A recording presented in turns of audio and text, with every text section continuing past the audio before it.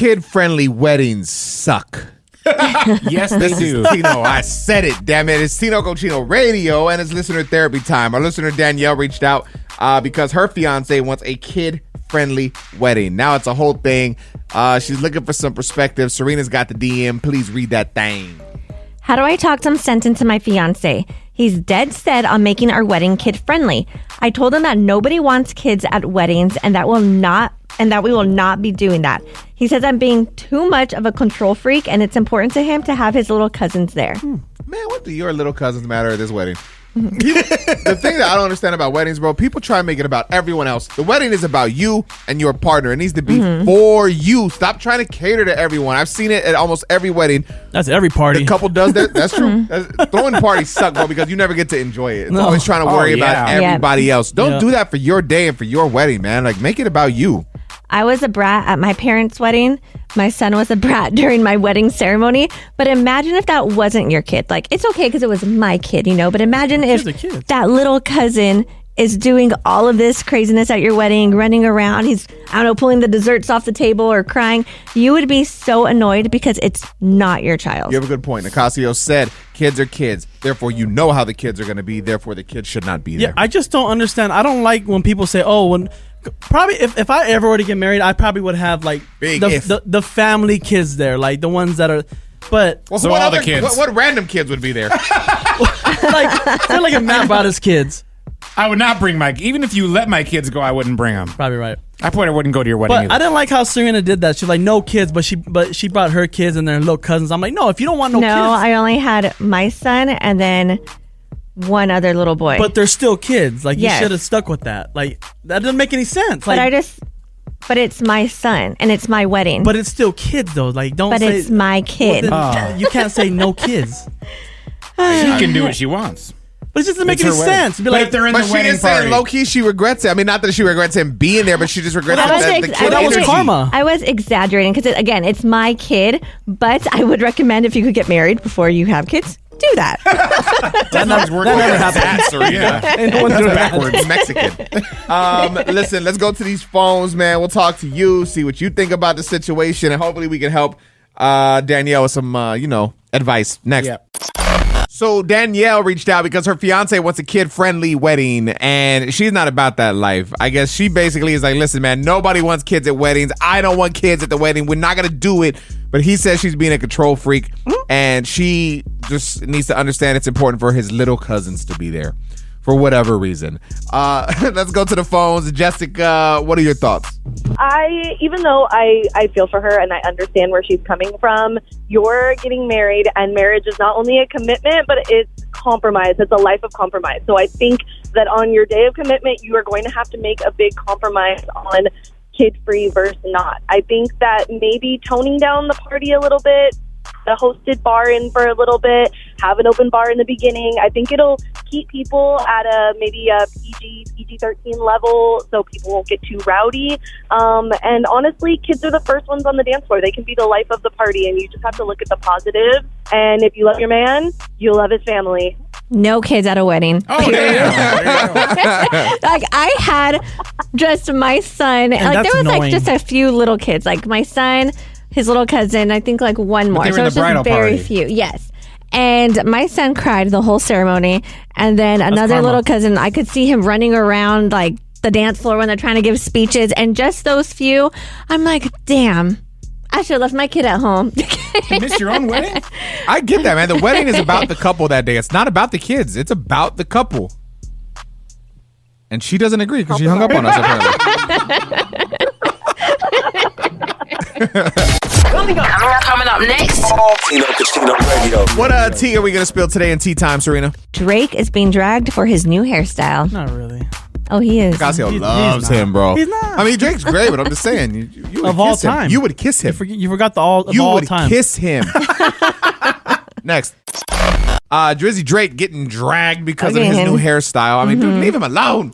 Leave Drake alone. He's hurting right One now. comment's not dragged. by It's the way. Tino Cochino Radio. Let's discuss it inside tea time. Go ahead, Serena. Yes. So this hairstyle is 2 braided pigtails with blue bows tied at the ends. And do I love it? No. But I'm just like, leave Drake alone. I'm so annoyed because before this whole Kendrick beef, everybody was like, oh, I love Drake. Drake's this, Drake's that. And I guarantee that people would have been having braided bows too if it wasn't before this like feud. when he did the I literally saw a man in the wild. This is when I was in I was on my honeymoon. We were in France, the south of France to be specific. Oh, dang. And there was a guy, I swear to God, bro, in the mall that was just dressed like Drake, and he even had the hair with like the not the bow ties, but what are they called? The clips? The clips, yeah, the color clips. He had that hairstyle, like trying to look like Drake. And it's like, Drake's had this global influence. You can't take away from it just because Kendrick had a good song. I love Kendrick. Not like us, definitely gonna win a Grammy. I'm happy for everything that he's got. Sometimes they slip through, yeah. Shut up, Nicasio. But Drake just, you can't just start picking everything. Yeah. Like his hair. Like, come on, man. It's annoying. But I mean, what a legend. Like, I would want to be a legend. It's too early for Thanksgiving. Sound like a turkey. Coming up next.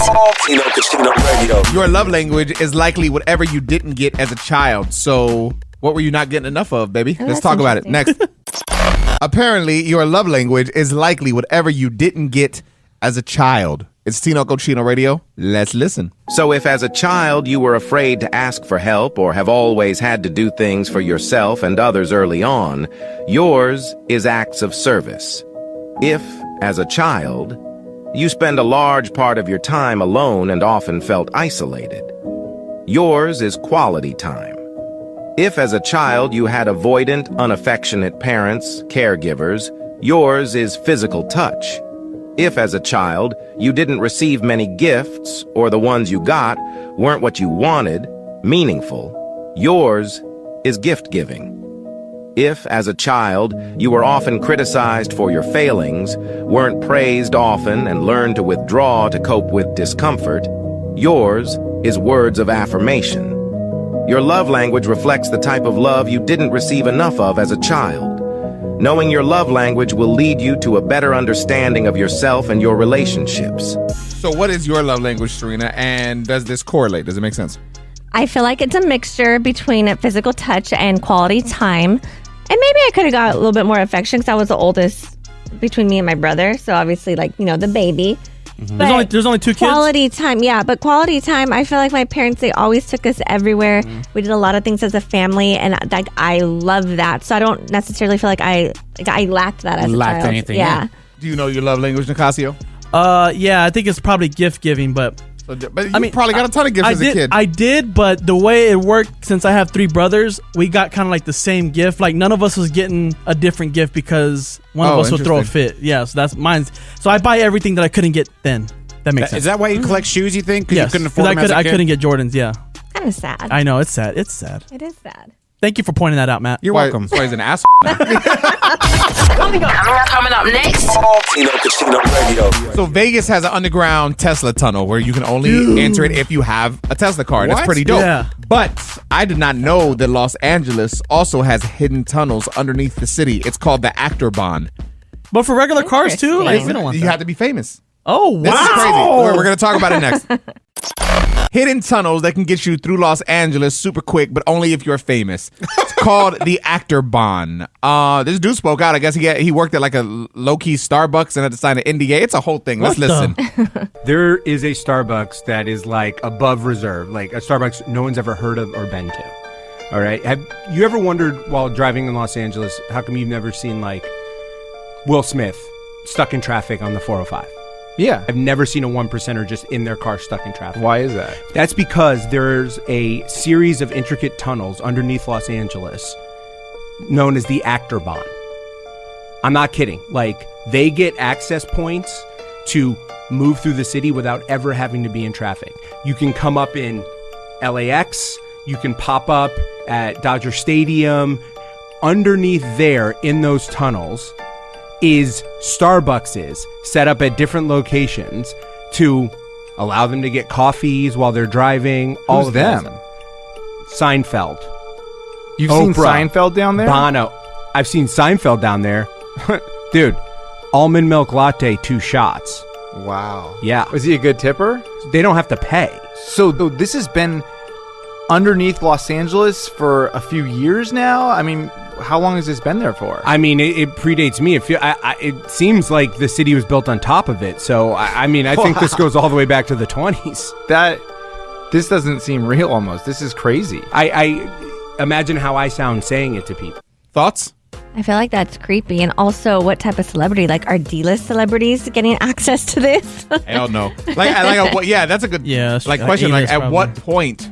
Yeah, and if you get do you get revoked if you fall off like Shaggy? Back in the day, he probably got a pass, but then if Shaggy's in L.A., you think he's going in that tunnel? Brother, my pass don't work no more. My espresso. Nicasio Radio.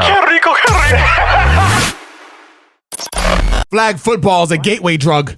That is what our producer Matt's wife believes. Yeah. It's Tino Cochino Radio. Elaborate.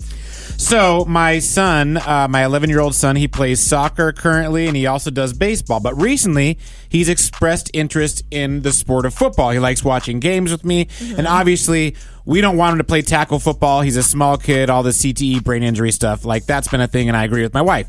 But I was like, what about flag football? He showed interest in that. Let him play that. There's no contact. You just grab flags. Yeah. No helmets, any of that stuff. She's like, no, because that's a gateway. He'll then want to play tackle football, and they can still bonk heads when they run up to each other. I'm like, oh my God, you can bonk heads and everything. I love bonking. Me too. And she even was telling me in soccer she doesn't want him to head the ball because of concussions. Head the ball? I'm like, that's how you do it. You're supposed to head the ball.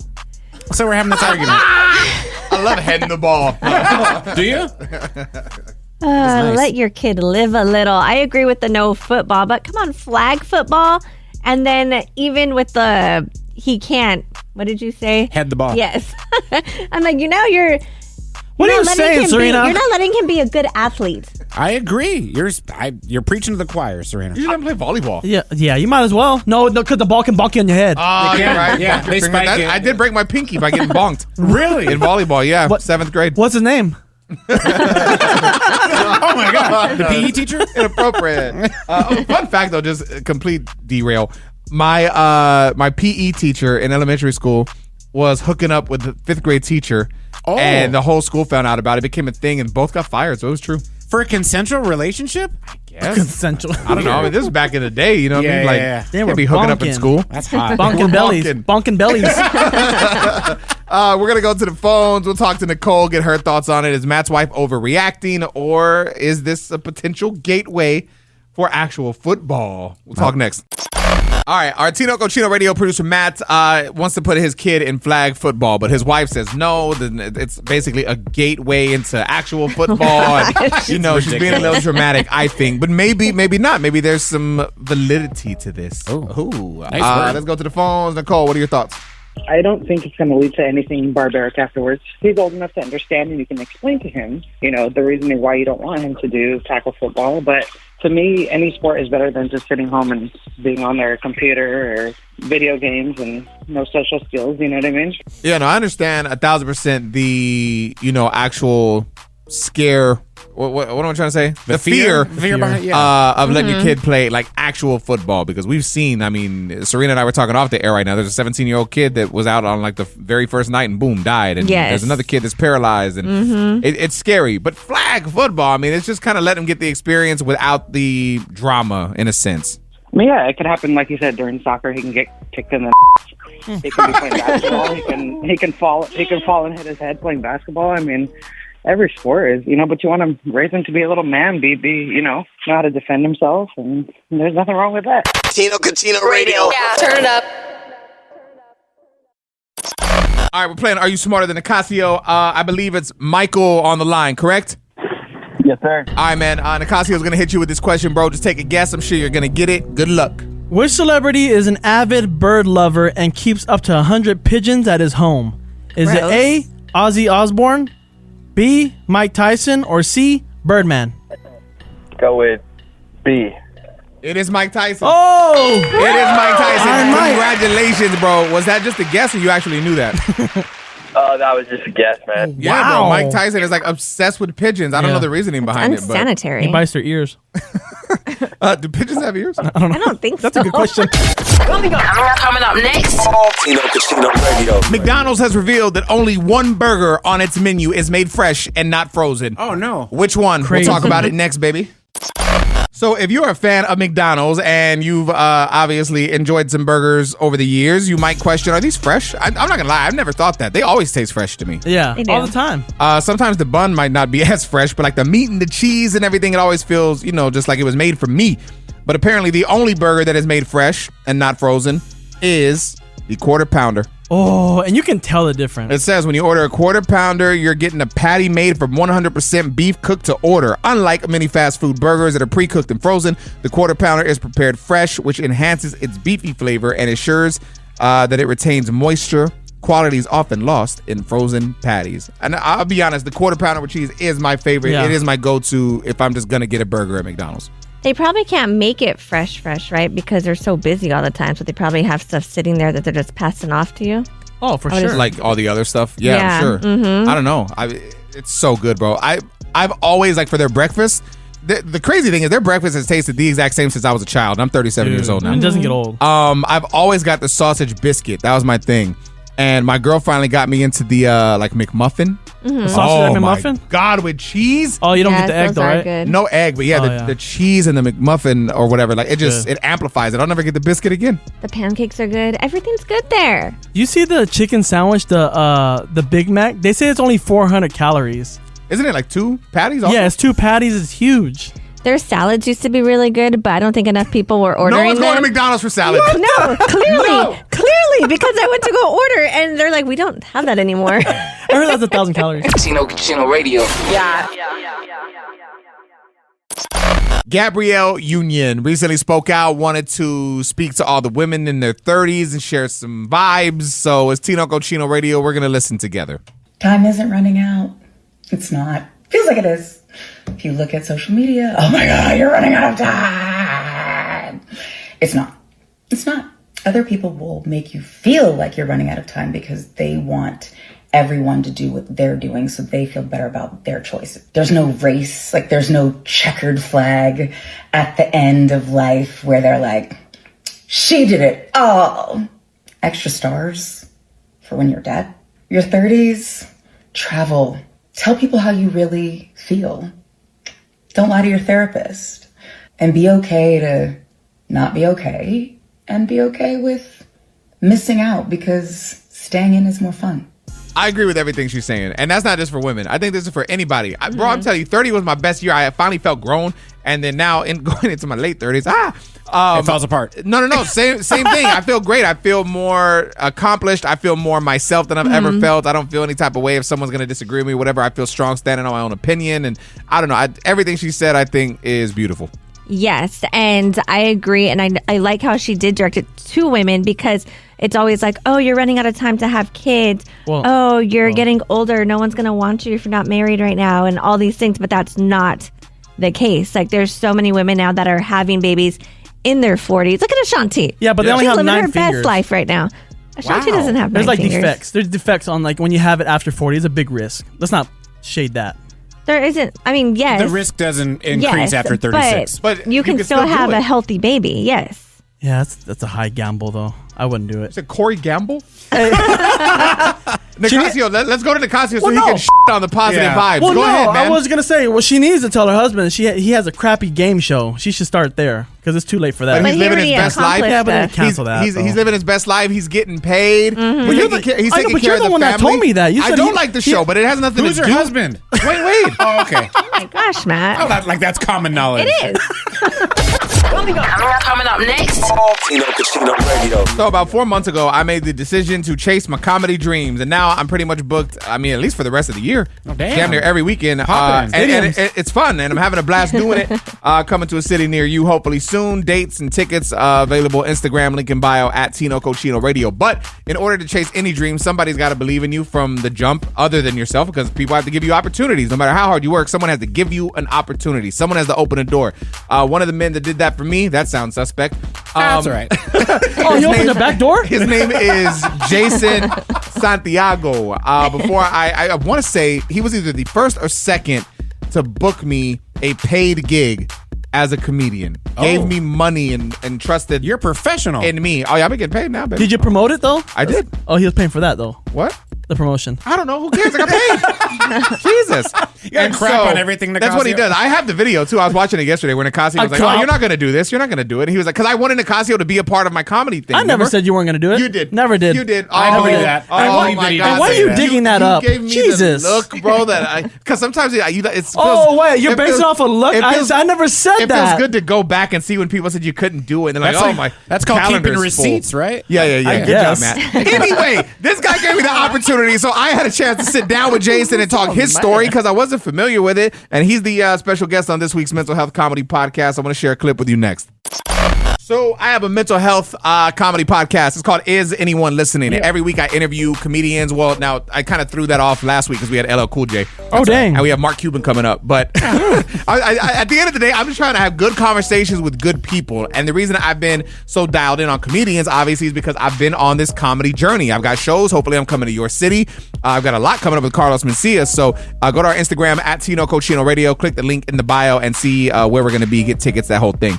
But one of the first people to actually book me for a show and give me some money and get me paid, he goes by the name of Jason Santiago. Everybody's got a story, and I was like, man, this guy did me a favor. I should talk to him and get to know his story and know who it is and not just say thank you and keep it moving. So he sat down with me this week and we talked about a lot, especially like when you hit these roadblocks and you always feel like you're being told no. How do you get out of that? Or what do you tell yourself to keep moving?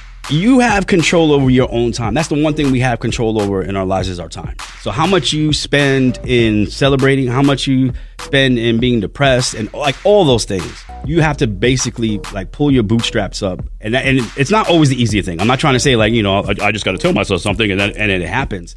This opportunity didn't come to fruition or that opportunity or whatever. But you got to this point and you still have so much road still to travel down. How are you even going to stop now? Do you have time to stop and just be like, oh my God, like it's not happening for me? Yeah. So again, each person and each individual is different. But my thing is, don't spend time in the valley of despair more than you need to. I would love for you to stream the entire podcast. Plus, we have other episodes too, man. I mean, George Lopez, Michael Blackson, Jay Farrow, so many dope combos, man. Instagram at Tino Cochino Radio. Link in the bio for easy access, or wherever you stream your favorite podcast. Just search for Tino Cochino. Is anyone listening? Dude, there is a country considering fining people who choose not to have children. Mm-hmm. This is wild. We will talk about it next. There's a country considering, fining people who choose not to have kids. Yes. So my wife and I can't move here. We'll be getting paid, or not paid. No. We'll be having to pay them, I guess. Yes. This is where? Russia. So they are proposing they're proposing fines between $4,000 to $8,000 to anyone engaging in child-free propaganda, and only those with approved religious beliefs, serious health issues, or who have been raped will be permitted to refuse to bear a child. Which is this is frustrating because, I always wanted to be a mom. I love being a mom, but it's been my choice, and I would hate to grow up being told I had to do this, because I feel like I always question did I really want to be a mother? Just not having that option. Forcing people to be parents seems like a terrible idea. That's for people to do anything. It's so annoying. Whatever you do should be your thing, bro. It doesn't affect me one way or the other. It is what it is. And the woman's body goes through so much with pregnancy. It's not just everyone has this easy pregnancy. Women still die from childbirth. And how do they prove this? Because you could just be like, oh, we've been trying. We just can't have any kids. Are they in the bedroom? They put someone in the room and they watch you. Oh, my God. Oh, like Cook? I'm here to watch you sleep with your wife. I think that's German. Tino Cochino Radio. Tino Cochino Radio.